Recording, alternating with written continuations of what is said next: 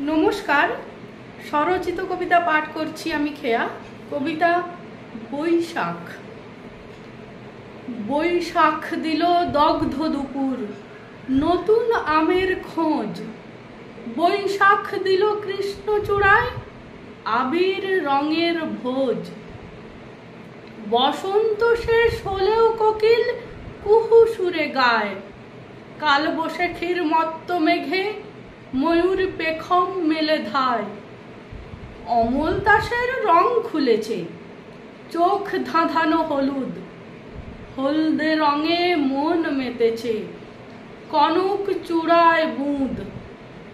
মধুর গন্ধে প্রাণ ফিরেছে, কামিনী ও স্বর্ণ চাঁপার। কাঠ গোলাপের মান হয়েছে, মন পায়নি খোঁপার। শুকনো দিনে রসালো ফল, রসে ভরা লিচু। জাম, পেঁপে, কাঁঠাল, আনারস, তরমুজ সহ আরো অনেক কিছু। পেট ভরেছে, মন ভরেছে, এবার 25-এ চলে যাই।